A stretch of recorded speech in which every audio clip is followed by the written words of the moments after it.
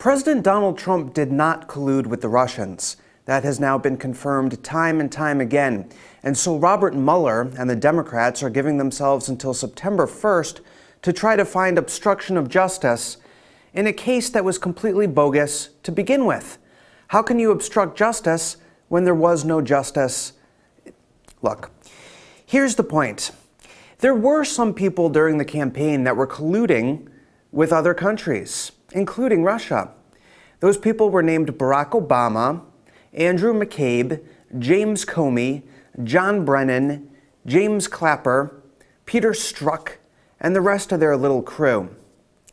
They colluded with the British, first of all.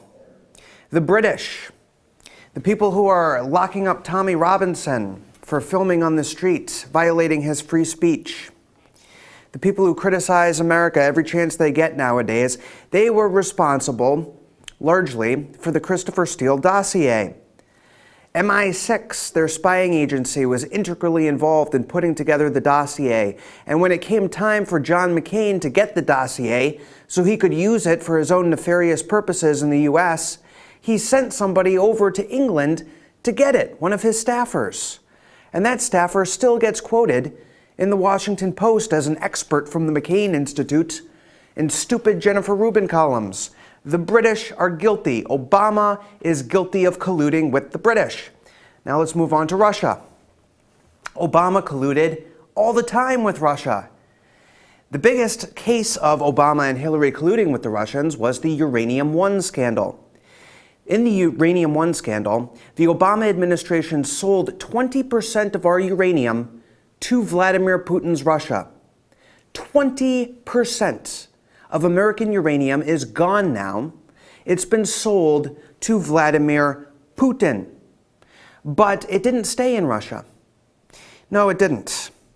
And in fact, and this is true, as part of the Iran deal, the Obama administration then approved the Russian sale of 130 tons of uranium from Russia to Iran.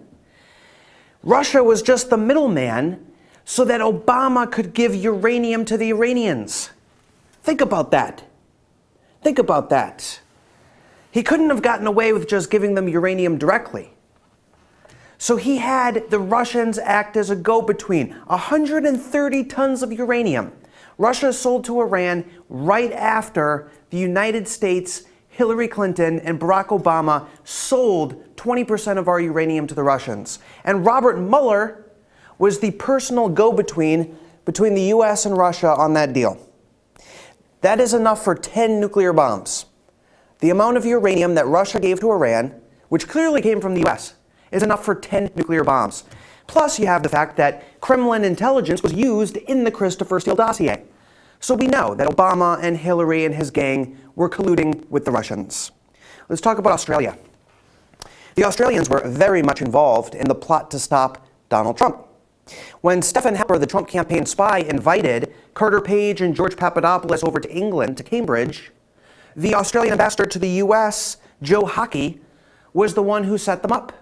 Because there was Australian intelligence present at those meetings with Carter Page and George Papadopoulos.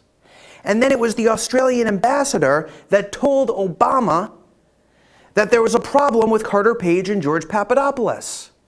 So Australian intelligence was used to create the dossier and to create a setup for Carter Page and George Papadopoulos so that Obama and his gangsters could get FISA warrants to spy on Trump Tower. So Australia was part of the collusion. Let's move on to Estonia. This is the Estonian flag, which is about as much as we know about Estonia. But Estonia was integrally involved in this as well. First of all, John Brennan was in contact with Estonian spies throughout this process. So the Estonian intel agency, and by the way, Estonia is a very tech-savvy country, especially when it comes to surveillance and taping systems. Interesting. Here's what The Guardian reported. The European countries that passed on electronic intelligence, known as SIGINT, included Germany, Estonia, and Poland. Australia, a member of the Five Eyes spying alliance that also includes the US, UK, Canada, and New Zealand, also relayed material, one source said. So Estonia was picking up intelligence on the Trump campaign team and people close to Donald Trump and handing it over to Obama and all of the spying conspirators that were in Obama's inner circle. And by the way, we have reported extensively on the fact that Obama set up something in the White House called the White House High Value Surveillance Group, High Value Interrogation Group. It went by different names, but it included James Comey, it included Andrew McCabe, and it reported directly to Barack Obama in the White House. And it had more power for surveillance than the FBI and the CIA combined during the Obama administration. All that information was going directly to Barack Obama and Valerie Jarrett in the White House. Let's move on to Germany. That is the great German David Hasselhoff. Jim, I can't do this segment with, thank you. It's Friday in the studio. That was good though. On to Germany. So Germany, now our source, Chuck Mueller, former top-level FBI agent who worked under Robert Mueller. He's now a whistleblower in the case. He walked us through this incredible collusion that went on between Obama and Angela Merkel, okay? And this went all the way back to 2008. Obama and Angela Merkel are great friends. And Merkel always supported Obama. Now, in November of 2016, the UN ambassador Samantha Powers, who was in direct communication with the German ambassador and German intelligence agencies, began unmasking Trump administration officials. Now, that means unmasking. It means if they have contacts with foreign countries and that information is classified or redacted, unmasking means all of a sudden their names are put into documents so that they can be targeted for colluding with other countries, like Russia, okay? The very thing that Obama and Hillary were doing for 8 years, all of a sudden they started unmasking Trump people, trying to set them up. And they were using German intelligence to do it. In January of 2017, in her speech, Samantha Powers says that she got intelligence from Germany about Russia trying to hack elections in the West. In May 2017, and this is very important, President Donald Trump went on a trip to Europe to meet with some European leaders. And little did he know, or maybe he did know, but he wasn't able to stop it in time. Barack Obama went around Europe and met with all of those leaders right before Trump went in and met with them. It was shadow diplomacy. That's a large part of what Obama and John Kerry have been doing since they left office. Shadow diplomacy. So in May 2017, Obama went over to Germany and met with Merkel just a couple of hours before Trump met with Merkel in a monitored conversation. Okay? Now think about this.